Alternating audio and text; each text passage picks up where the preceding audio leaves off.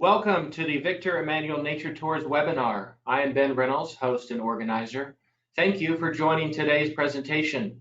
We are delighted to offer this educational webinar about Southern Portugal and Vent Tours. We hope you enjoy today's topic on Southern Portugal in autumn, birds and history, a birds, nature and culture tour with João Jara.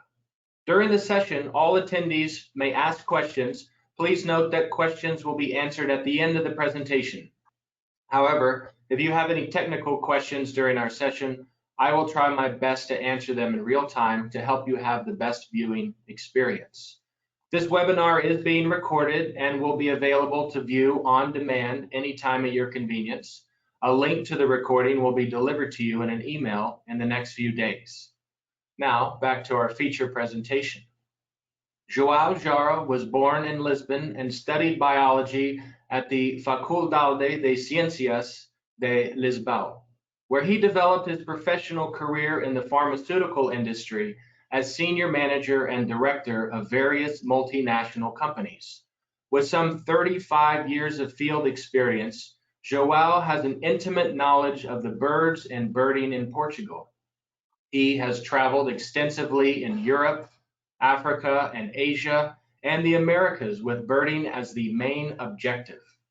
João was a member of the board of SPEA, BirdLife in Portugal, and was a voting member of the Portuguese Rarities Committee from 2005 until 2011, and chairman of the committee from 2007 until 2011.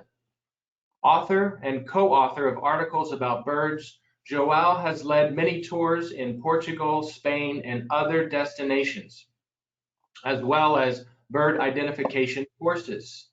In 2008, he launched the first Portuguese company totally dedicated to the organization of birdwatching tours, Birds and Nature Tours Portugal.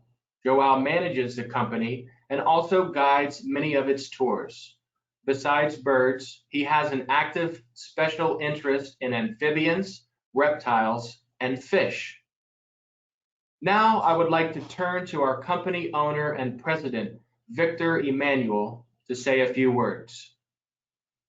Thank you, Ben. I had the pleasure of meeting João in a birding at the Space Coast Birding Festival about 8 or 10 years ago with Barry Lyon. And he talked to us about Portugal and the birding opportunities there. And he did some trips for us. And then we did a cruise that started in Portugal, in Lisbon on the Sea Cloud, the wonderful Sea Cloud, in 2019 that went from Lisbon all the way around to Valencia in Spain. And we had a day in Lisbon before we got on the boat, which was marvelous. We didn't get to see much else of Portugal because we were mainly getting around to Spain.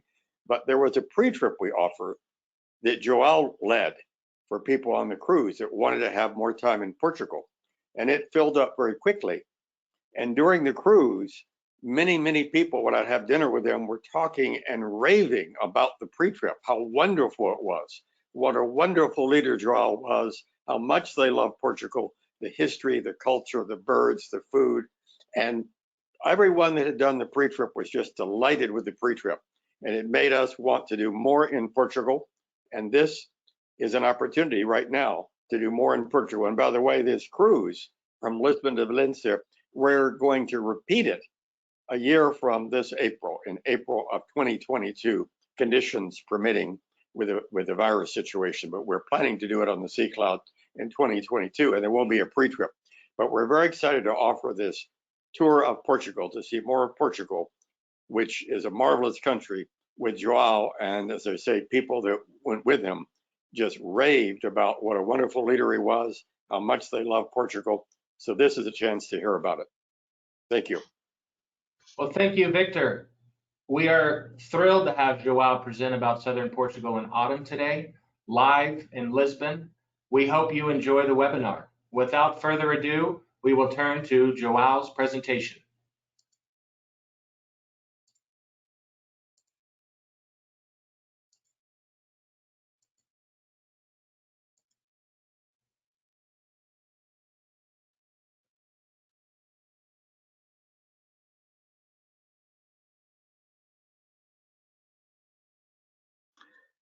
Well, thank you very much, Ben and Victor, for your introductory words.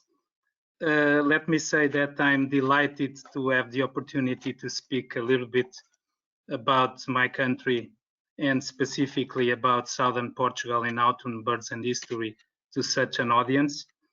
To start with, and just to complement very briefly what have been said about myself, I would like to show you this picture of me in downtown Lisbon feeding the pigeons, and this is just to express that since a very early age I was always very fond of animals, namely for fish, like Ben referred, fish, amphibians, reptiles, and of course birds. So this picture is just to express really my interest in these groups of animals since an early age. So moving to a map that you for sure know quite well, the map of Europe. And of course, you know that Portugal is located here in the southwest corner of Europe, in the Iberian Peninsula. So we share with our neighbor Spain this peninsula that we call the Iberian Peninsula. And I would like to mention three aspects that are very important for birds and specifically for bird watching in Portugal that you can guess looking at this map. Well, you can guess at least two of these three aspects. So if you look to this map and you look to the position of the Iberian Peninsula, including Portugal, between Africa and Central and North Europe, I guess you can think that we are in a route of migration, and that's correct. Portugal and the Iberian Peninsula as a whole, it's within a migration route, and obviously that's very important, especially if you travel and visit Portugal in either spring or in fall or autumn. Besides that, I mentioned to you three aspects. The second that you can also guess from this map is the fact that the Iberian Peninsula, and it's obviously a peninsula, so it's circled, it's surrounded by sea by all the sides except one. But I'm sure some of you have been in this region.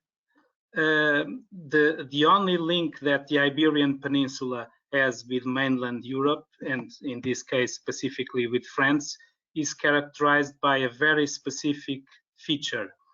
Can you guess what I'm talking about? Well, of course, I'm mentioning the Pyrenees. The Pyrenees are a very, as you well know, high mountain range. And together, the Pyrenees, so the only link with mainland Europe, together with the fact that this is a peninsula, creates a phenomenon that we call insulation, which explains why in the Iberian Peninsula and specifically in Portugal, we have several endemic species, because the evolution all over the millions of years of freshwater fish, amphibians, reptiles, mammals, and even birds create these endemic species. So this is the second aspect that I would like to call your attention. So the phenomenon of insulation creating endemic species. The third aspect that I also would like to mention, that is obviously not, well, it's not visible in this map, but I can tell you, is that if you compare Portugal, especially the interior parts of Portugal, which are still relatively, I would say, rural, if you compare these regions with countries that you probably know well in Europe, like the UK, like Germany, or even France, there is a big, and even Spain, there is a big difference, which is the fact that here in Portugal, especially in the interior regions, we still have very well preserved habitats, almost like they were 100 years ago, because our agriculture, fortunately, is still not as well developed, I would say, as the countries, other countries in Europe that I just mentioned to you. So these three aspects are really important because as you can guess, they have a very important and direct influence for birding in Portugal. So this is a very small country. It's roughly 500 miles by less than 100 miles long.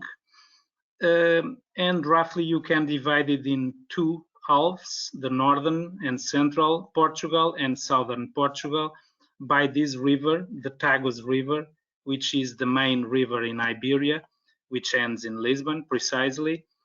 And this division is quite obvious in terms of landscape and habitats, and consequently even in terms of birds. So today's talk is concentrated in this area, so in southern Portugal, which generally speaking is the most interesting area for bird watching in Portugal, because here we have the most important wetlands here near Lisbon, and also in the Algarve. Algarve is this region here in the south tip of Portugal. We have the only area excellent for steppe birds in the country. Here, the Castro Verde Plains, we are going to talk a little bit more about in a couple of minutes. We have a wonderful area for rock-loving birds. Here, the River Guadiana, full of crags and escarpments, really excellent for these kind of birds, rock-loving birds. All over the place, we have beautiful stands of cork oak woodland. As you know, Portugal is the main producer of cork in the world, and this is a very important habitat for birds. And here, further interior, we also have very beautiful stands of olm oak, which is also a wonderful habitat that allows the Mediterranean flowers to grow, and it's really diverse in terms of animals and specifically in terms of birds. Besides all this tip here, this southwest tip of Portugal that we call Sagres, Cape St. Vincent, it's very, very important to witness migration, especially during autumn, and we are going to talk about also in a couple of minutes. So as a result of all this abundance of beautiful habitats in this southern half of the country, we have lots of nature reserves, lots of protected areas. By the way, 24% of the Portuguese territory is protected, which I'm quite proud, and it's an important feature.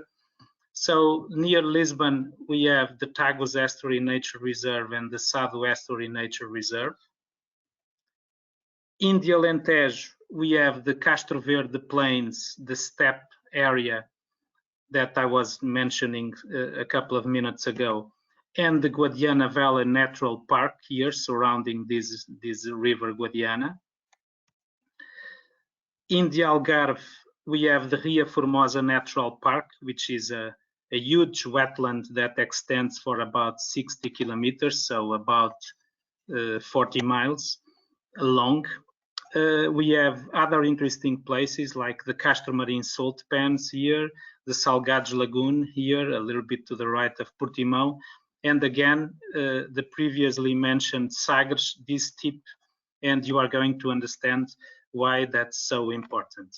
But another feature that I would like to call your attention that is very important for people that, like you, that are experienced traveling for bird watching, is that in this territory, you don't need lengthy travel to visit different habitats and consequently to see different birds, because the distance between Lisbon, the Lisbon estuaries, and here, for instance, the steppe area of Castro Verde is less than 90 minutes.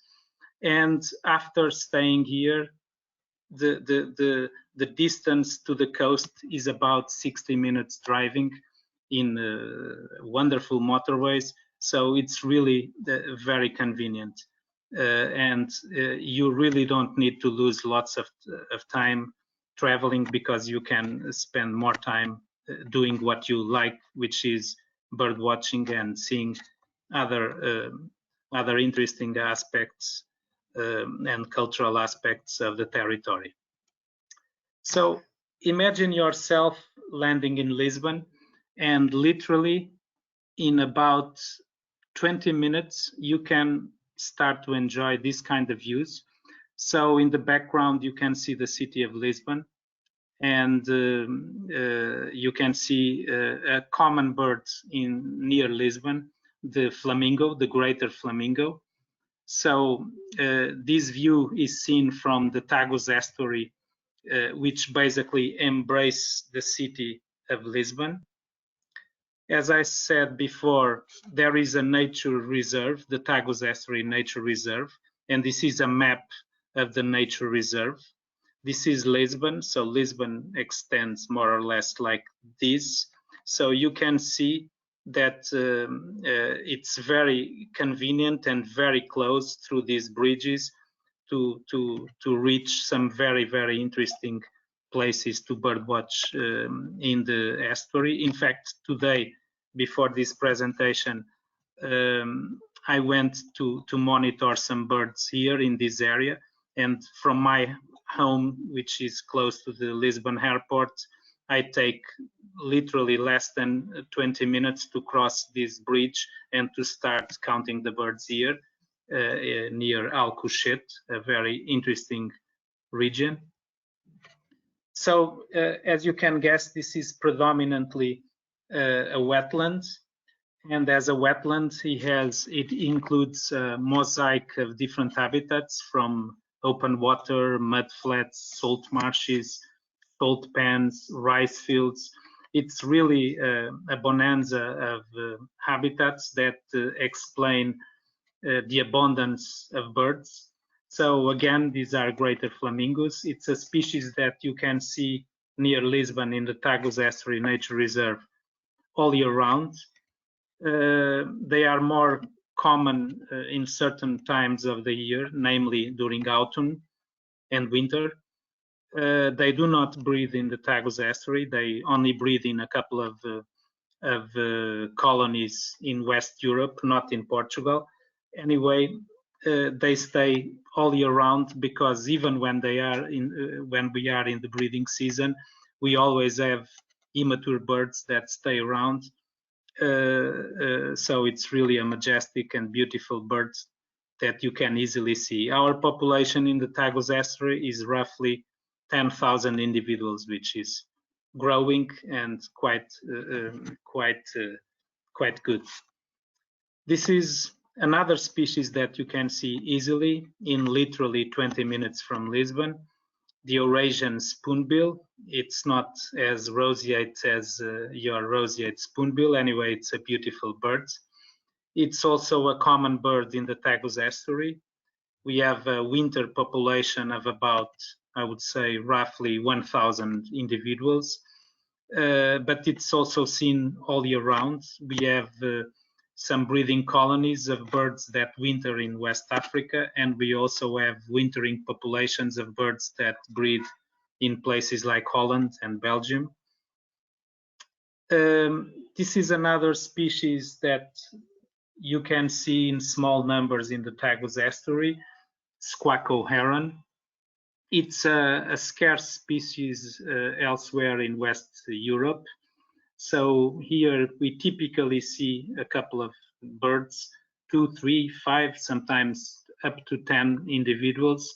So it's really scarce, but again, it's quite reliable. We know some very nice, good places to see the species in the Tagus Estuary. In terms of wildfowl, you can expect all the Western Palearctic ducks and geese, especially during winter, but also during autumn and spring. This is red-crested pochard, a very handsome duck, as you can see. This is a drake, a male, of course, that you can see, especially in autumn, in the Tagus estuary in fairly good numbers. For the shorebird lovers, we have an abundance of species. This is Eurasian oystercatcher, another species that is mainly a wintering species, but can be seen typically from late August until beginning of April.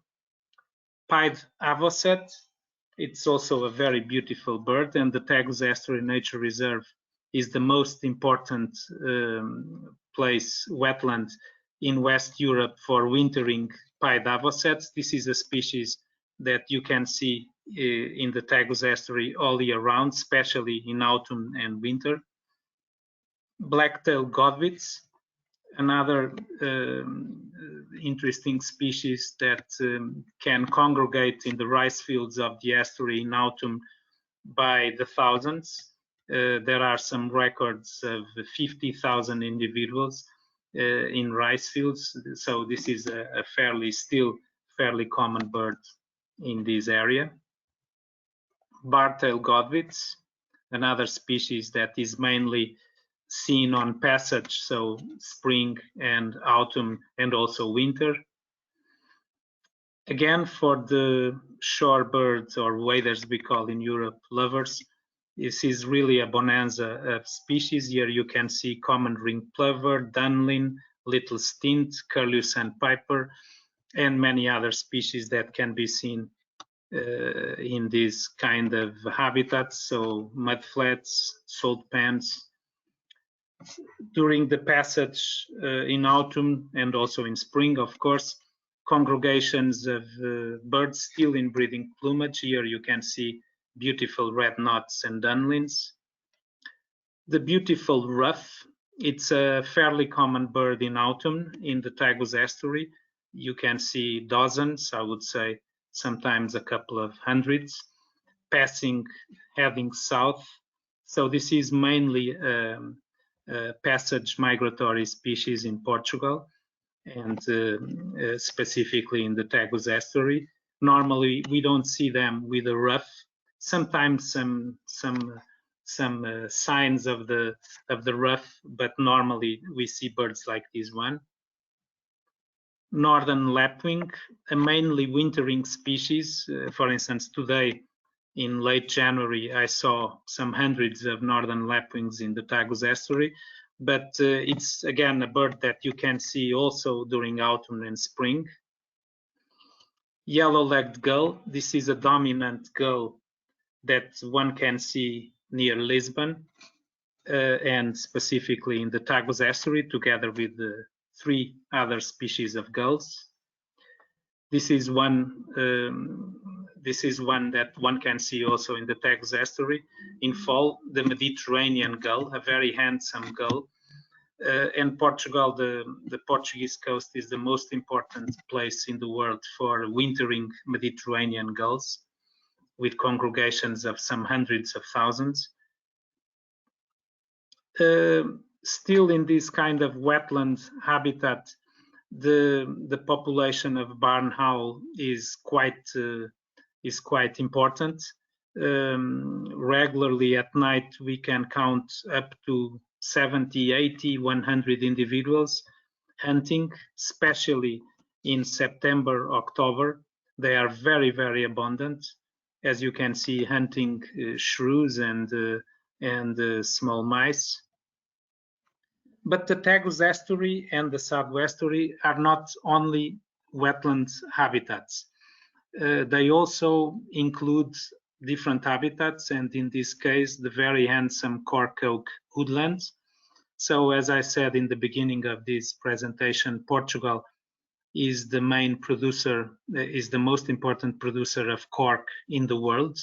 This is an habitat that has a huge importance in terms of birds, animals, and specifically birds conservation, because this is a slow growing tree. It's a majestic tree. It's our national tree.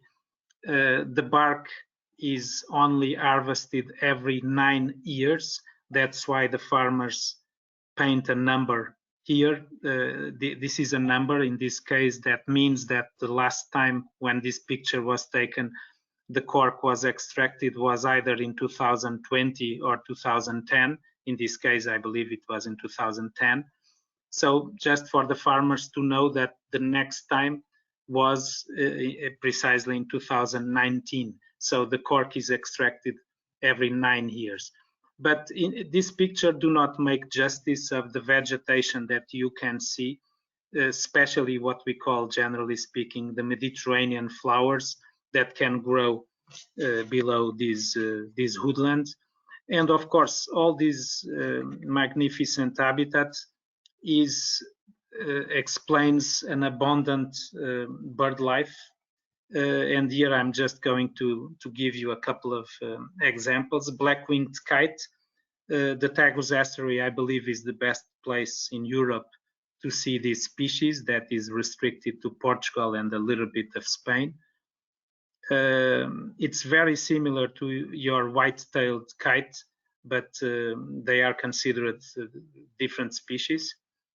The first endemic species from the Iberian Peninsula that you can see easily in the Tagus estuary in this kind of habitat, the Iberian Magpie.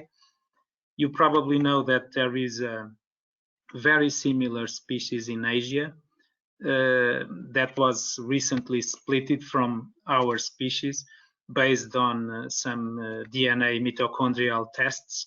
So this is a full species. And it's called Iberian Magpie. It's a beautiful bird. We also have some warblers. As you probably know, in Europe we don't have as numerous warblers as in North America. Anyway, we have beautiful ones. This is Sardinian Warbler, I would say the most common warbler in Portugal and specifically in the Tagus and Sado estuaries. Dartford Warbler. This is a bird that you can see in salt marsh and also in this kind of habitats like cork oak woodland during winter and during autumn. In spring, they tend to go further the interior of the country. Spotless starlings. It's another species that it's very interesting because the geographic distribution is quite restricted to Portugal, Spain, North Africa, and a couple of islands in the Mediterranean. This is a very common bird, even in the city of Lisbon. We also have some beautiful chickadees. This is crested tit, a bird that you can see in this kind of cork oak woodlands in the Tagus estuary. This is the dominant swift. So in this region, you can see 3 species of swift. This one, pallid, which is the dominant, as I was saying, common swift, and also alpine swift. This is a beautiful photo of pallid. So after exploring the Tagus estuary and the Sado estuary, so what we call, generally speaking, the Lisbon estuaries, for 3, in this case, 4 days, imagine yourself, driving in a great motorway, just less than 90 minutes and reaching completely different habitats in the Alentejo. So this is a picture showing the kind of habitat and landscape you can find in the Alentejo, in the Castro Verde Plains. The best, basically the only region in Portugal excellent for steppe birds, as you are going to see now. So again, completely different habitats and consequently different birds. You are going to see here like little bustards. This is a resident species that you can see all year round in this kind of habitat. The majestic great bustards, one of the heaviest flying birds on Earth. We have a population of about 1,200 great bustards, of which 85% are concentrated in the Castro Verde Plains. This is really a majestic bird, as you can see. This is a male in the display season. Anyway, this is a bird that you can see all year round here in these Castro Verde plains, including autumn. The second endemic species, maybe you heard about, the spectacular Spanish eagle. As a Portuguese, I prefer to call it Iberian Imperial Eagle. But anyway, the designation that we are following is Spanish Eagle. Is a majestic bird, as I was saying, that in this moment is doing quite well in this region of the country. We have about 20 pairs nesting in this Castro Verde, Guadiana Valley region. This is a photo taken by a client from Oregon, United States, when she was doing a trip with me. This was a great opportunity to take this photo because this bird was feeding on a carcass just on the roadside. It was really spectacular. When they are adults, they become very dark. So after about 5-6 years, they become very dark. It's a dark brown, almost black, with white shoulders and a beautiful blonde nape. And this is also very typical. They fly with the tail folded. That's a classic difference among many others when you compare with golden eagle. Red kites. In autumn, we have an excellent population of red kites that came from North Europe to winter in the Iberian Peninsula and specifically many in the Castro Verde Plains. Montagu's harrier, another steppe bird, that is a summer bird. They winter in Africa. Anyway, if you visit this area in autumn, we normally still see a couple of individuals before they go to Africa. Little owl, this is the most common owl in Portugal and very common in this kind of habitat. Even in steppe area with some, if you look and scan for piles of stones, typically there is one pair. So it's still relatively common. Black-bellied sand grouse, another fantastic species that is adapted to semi-desertic habitats and a very beautiful bird and difficult to see elsewhere.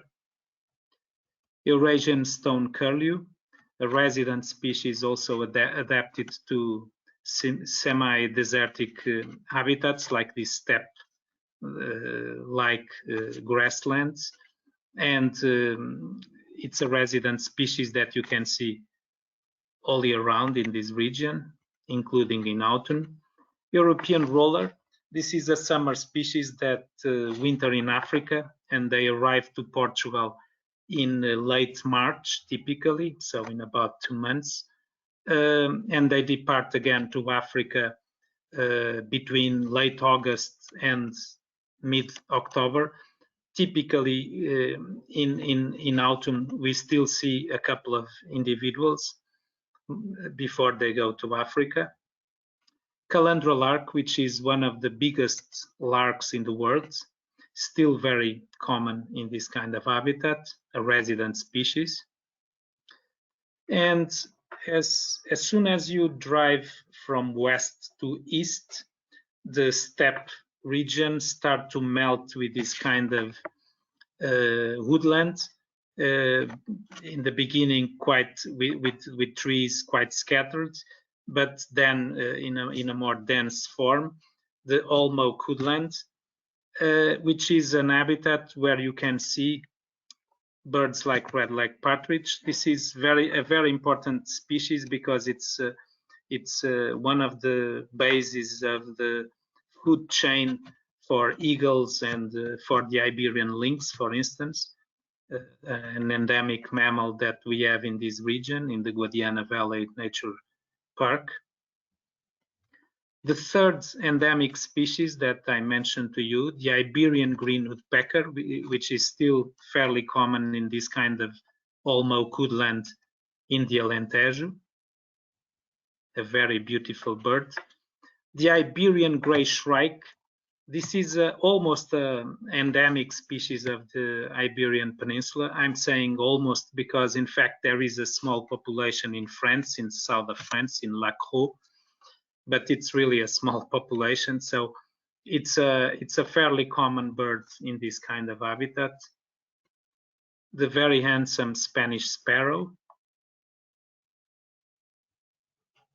And during the days that you are going to visit this Alentejo region, we typically stay in this beautiful village, this town that is called Mértola, which also gives fantastic opportunities to see urban birds like white stork. This is a very common, fortunately, very common bird in this region. You can see literally hundreds of white storks in the roads surrounding this town of Mértola, and they nest, of course, in the village. Mértola is also the only town, unfortunately, is the only town in Portugal still with a lesser kestrel population, nesting population, urban population.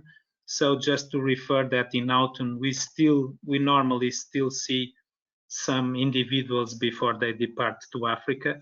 And I'm saying this because this is an African migrant, so they winter in the south of the Sahara. Closer to the border with Spain, we have the river Guadiana that I mentioned to you before, which is an excellent kind of habitat for rock-loving birds, because this area is full of gorges and crags, and it's really a fascinating type of habitat that allowed us to see different birds, as you are going to see. This is a picture taken in a magic place. I like very much this place. We call it Pulo do Lobo, the wolf leap, because in the old days, this was a place in which the Iberian wolves were used to jump from one side of the river to the other. And it's a very, very interesting place from the geological point of view, because it's a well-known phenomenon of regressive erosion. I think it's the right term to explain a very interesting waterfall. But besides all those geological aspects, it's a great area to look for rock-loving birds like black stork.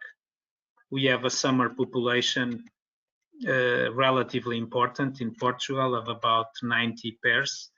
Normally in autumn, we can still see several individuals before they depart to Africa.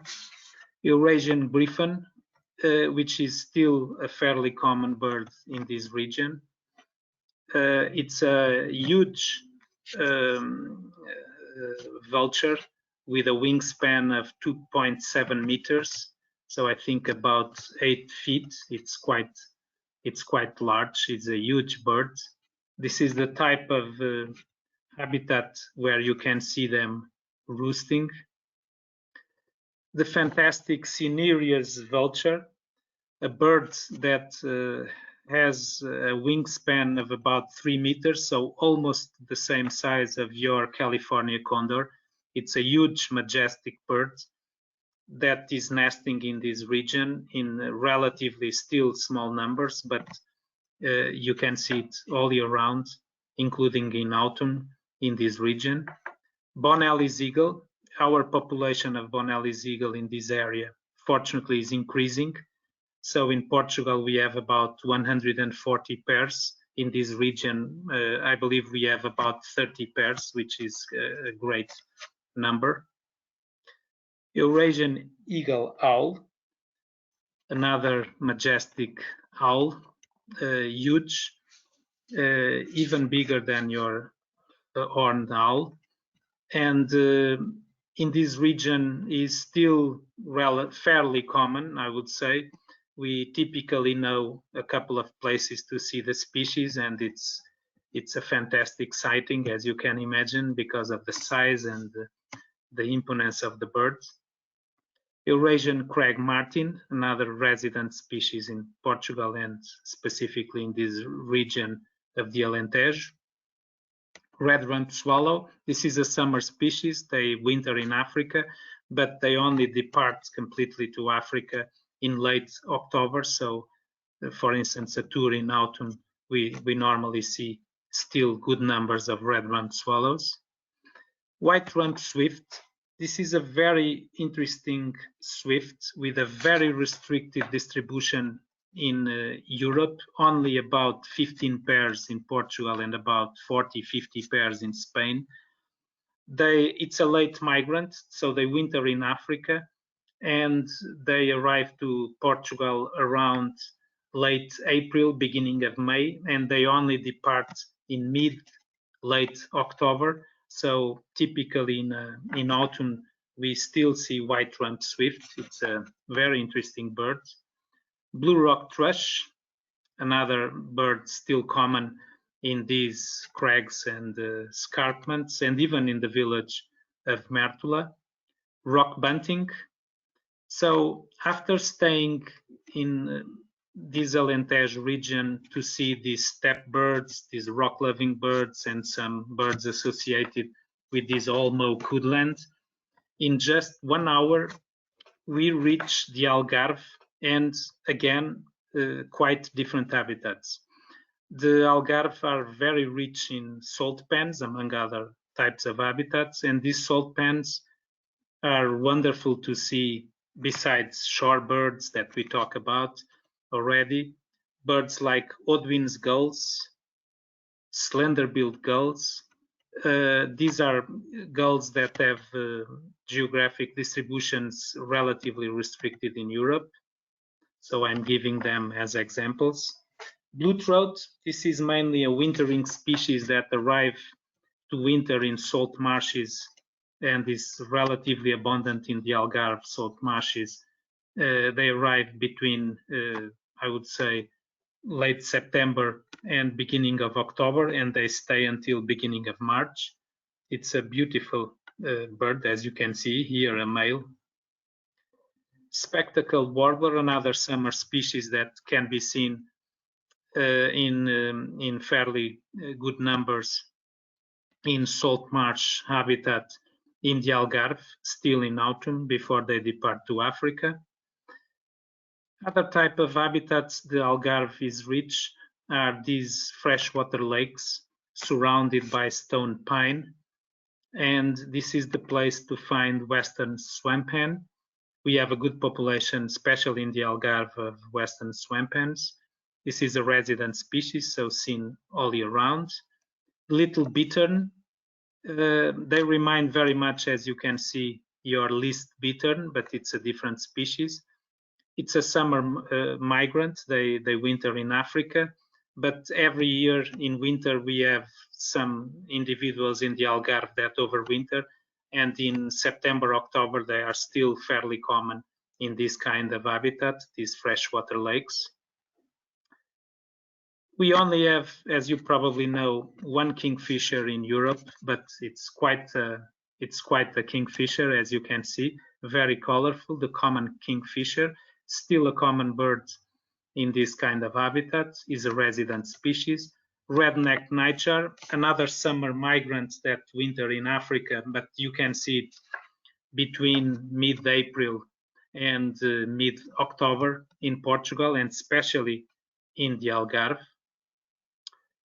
Eurasian hoopoe, in my experience, this is one of the most sought after species the American birders like to see. And this is a species that I can promise it's seen every day in a tour, for instance, of 10 days or 11 days, like these ones that we organize with Vent. We see this species every day, sometimes several times. And it's always a joy for me to see the reaction of the birders, because it's really I can understand it's a fascinating bird. So this, when I start birding, this was primarily a summer migrant. They winter in Africa. Nowadays we have a resident population, so this species can be seen all year round in Portugal. Of course, between I would say mid-March and late October, it's even more common, because we have the African populations that also join the European or Portuguese populations here. But it's really a beautiful bird, as you can see. European bee-eaters, this is another summer species, but in autumn we normally in the Algarve still see a couple of individuals before they depart to Africa for the wintering grounds. As you can see, is a very handsome bird. European Serine. So this is another bird that is common in this kind of habitat, the stone pine woods surrounding freshwater lakes. And now I would like to talk about a completely different habitat and feature, which is probably you remember I mentioned the southwest tip of Portugal that we call Sagres, generally speaking. And it is characterized by a cape that we call Cape St. Vincent, which is this cape depicted in this photo. So why this place is so interesting, especially in autumn? Well, first of all, because it's a great place to watch seabirds, and we are going to talk a little bit about. But probably even more important, because you can witness between late August and late October a magnificent phenomenon here, which is migration. And why? Because lots of soaring birds, I mean basically raptors, so hawks and storks, migrate from north to south, so meaning coming from the north here, reaching this cape, heading to south, and they want to go to Africa. But when they reach this tip, they realize that they cannot do it, because, as you know, these soaring birds, raptors and storks, mainly rely to go from one place to the other. They rely on thermals, and above the sea there are almost no thermals, so they cannot make it. The distance between this tip and Morocco in North Africa, it's about 250 miles, too much for these birds.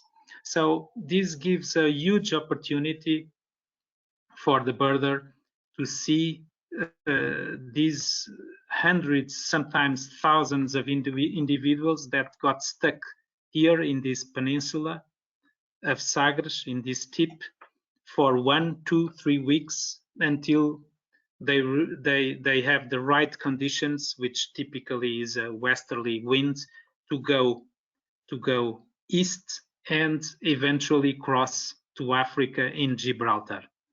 So this is a fascinating phenomenon, and it's really a great opportunity to see these soaring birds here.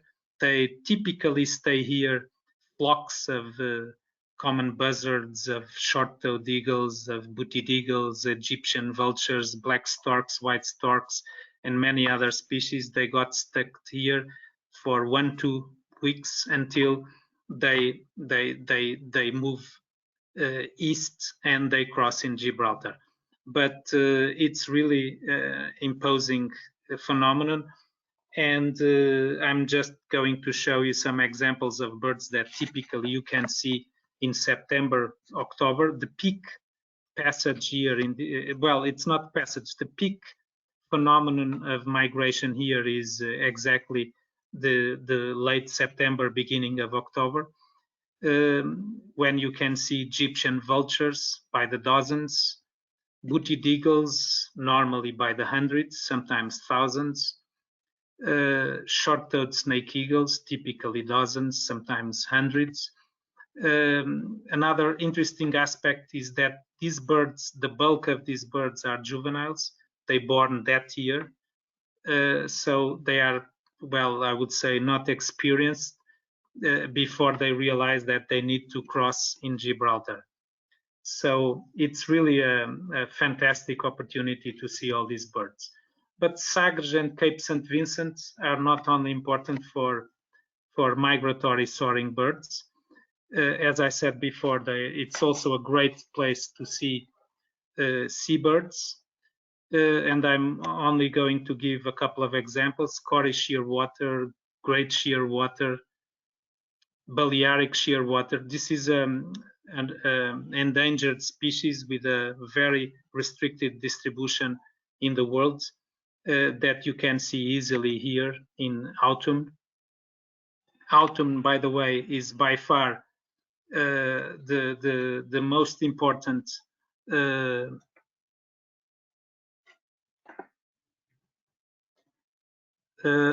I'm receiving a message saying that the screen sharing is now paused. No, João, we still see your screen. It's fine. Carry on. Okay. Oops. Just a moment. So I was here. Okay, thank you. Thanks, Ben. So I was referring about Balearic shearwater. It's a very endangered and restricted species. They nest in the Balearic Islands in Spain, but they have what we call a molt migration to the north of Portugal and Spain. So they cross our waters, especially in this time of the year, which is again a great opportunity to see them. Wilson storm petrel and many other seabirds like Jaegers, other storm petrels and shearwaters that you can see, especially in autumn in this region. So after seeing all this bonanza of birds in the Algarve, you can return in about 2.5 hours to Lisbon, again in a great motorway, and to have the opportunity to know a little bit of this vibrant capital. It's my city, of course. It's really a beautiful city. This is the main square of Lisbon, the Praça do Comércio. Here in this photo you cannot see, but the river Tagus is on the right side. In fact, all the main squares in cities and towns in Portugal are facing either the sea or the river, and that is a reflection of the fact that the Portuguese, as you know, were always traders. So the trading was always very important to us. So this is a city with numerous monuments and interesting things to see and to watch. Some historical monuments. This is just an example. The Jeronyms Monastery, built in 1500 by our king Dom Manuel I to celebrate the discoveries. This is really an imposing monastery. On the way between the Lisbon estuaries and Alentejo, we stopped near Évora, which is a World Heritage City, which we also briefly visit.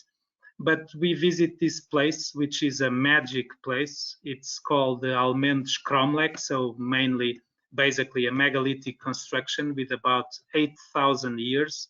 So it's older than Stonehenge, and it's anyway a wonderful place for woodland species of birds. We visit a couple of monuments like this church in Castro Verde, and this is just to give you an idea that in Portugal, if you like tiles, we are very good, I think, with tiles, typically blue and white, but always telling a story. It's difficult to see, but all these tiles here for sure tell a story, which is also quite interesting.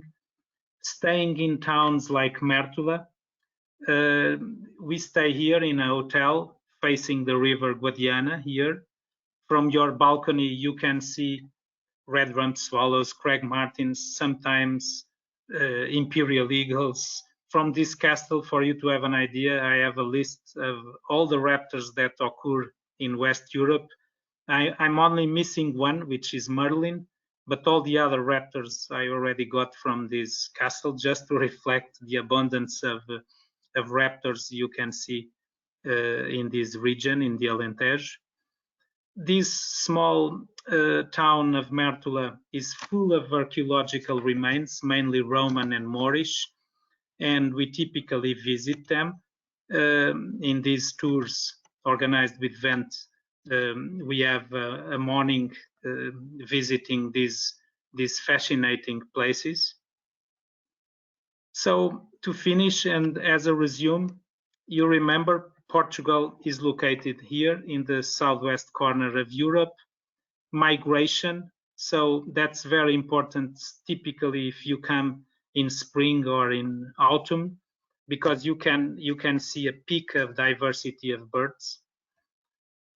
I also refer to the fact that there is a phenomenon of insulation because we are surrounded by the sea, by all the sides except one, but even that side is characterized by the Pyrenees, so mountains creating insulation, and that's why you can find in the Iberian Peninsula some endemic species, and all those endemic species can be seen in southern Portugal.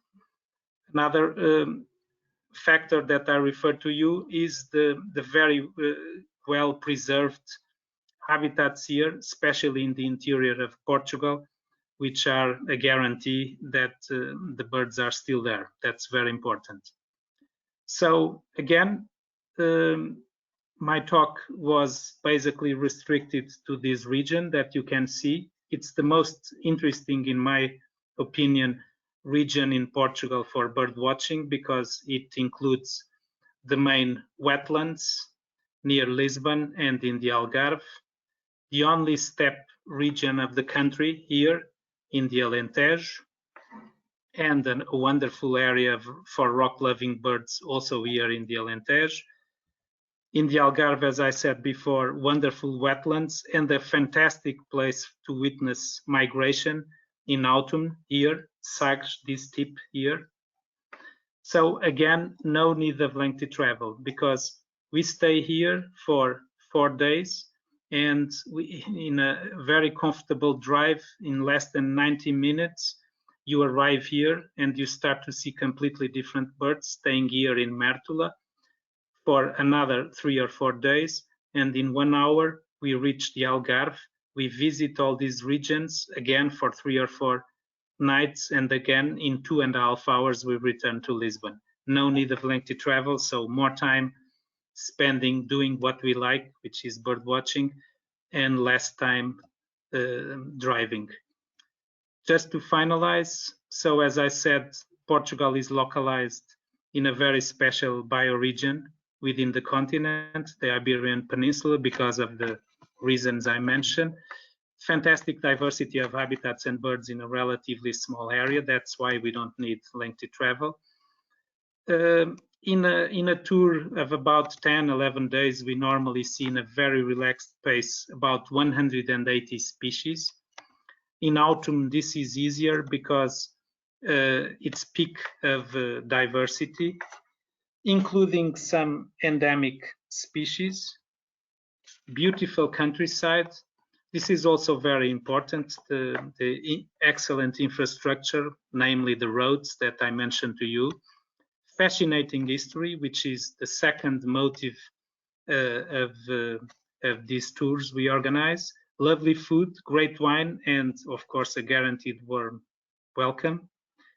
Last but not least, the fact that Portugal is considered the third most peaceful country in the world by this index. That is a reliable source of information, and we are very proud to have this position, the third in the world. There are numerous field guides that we suggest if you happen to come, and we hope so. So the famous Birds of Europe, also mammals, butterflies, and reptiles. You can have all this information also in the Vent website. Of course, there are other aspects related with Portugal that are also very interesting. Some related with for instance, with the Lisbon earthquake of 1755. Books, you probably know that José Saramago was Portuguese and was Nobel of Literature. This is probably his most important novel, The Stone Raft. And finally, to finish, to refer that we have tours, two tours scheduled, one for this autumn and the other for the next autumn. And really, this is a great time to visit southern Portugal because the weather is normally in autumn excellent. It's a peak of diversity of birds because of the reasons that I mentioned to you before. It's definitely the best time at wetlands and for sea watching to see seabirds. And finally, it's the best time of the year to witness migration, namely in Sagres, that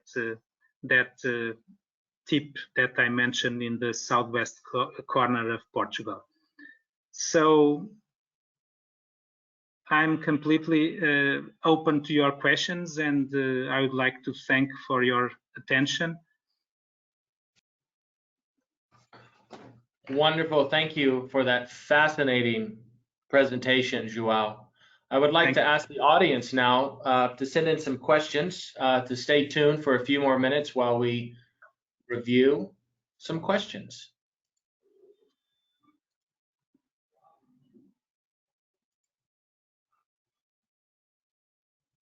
João, we have a question here from Denise. Okay. She says, thank you very much. This is very interesting. I'm glad to see that there is also space for historical visits. One question, how is the weather in the fall?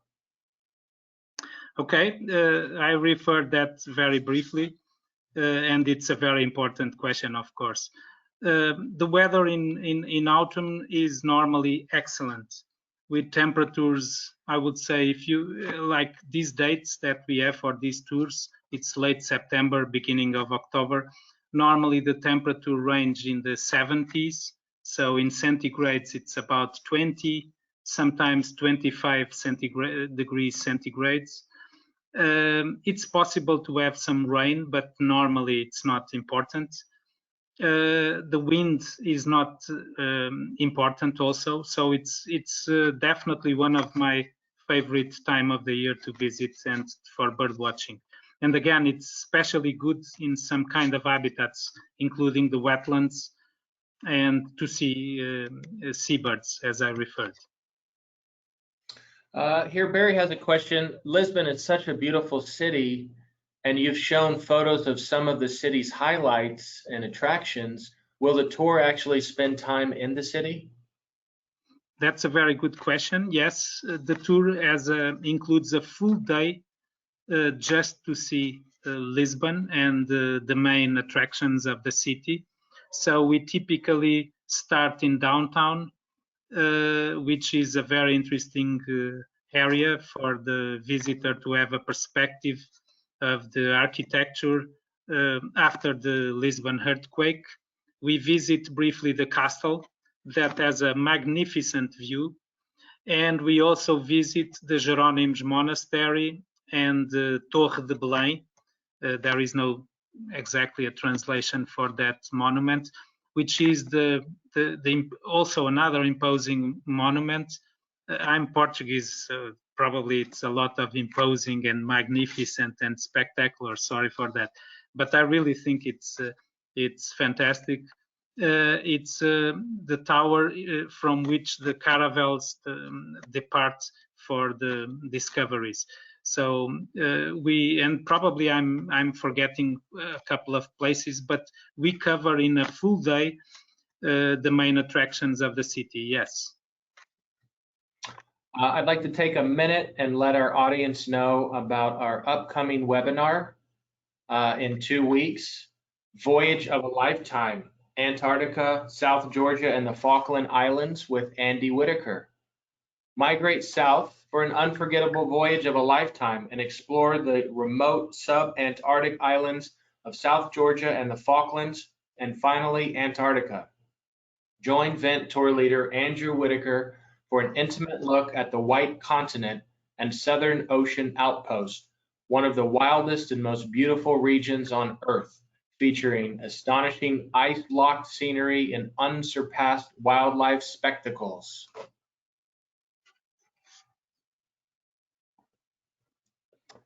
João, we have a question from Robert. Are wall creeper and dippers present in southern Portugal? No, unfortunately not. No. Wall creeper, as you probably know, a relatively restricted distribution. It's a winter bird in Portugal, but very, very rare, only in some mountains in the north of Portugal. Of course, I mentioned to you, and this is completely true and honest, in my perspective, the southern half of the country is generally speaking the most interesting one. But of course, the north part has some interesting facets, and one is that you have good chances of seeing dipper. Dipper is a relatively common bird in some rivers in the north of the country, not in the south. And wall creeper occasionally can be seen also in the north, but not in the southern part. No, unfortunately not. Marilyn and Warren say, we enjoyed seeing you again. We were there in April 2019 and saw 146 species with you. The wine was fabulous, as was your leadership. Thank you. You are very welcome. But that number of species was probably a trip with less days. We have time for one more question. And before I go, I would like to let everybody in the audience know on your control bar, there is a handout tab with the detailed Vent itinerary. So if you would like to refer to any of those details, you're free to download that and contact Patrick at ventbird.com if you have specific tour questions.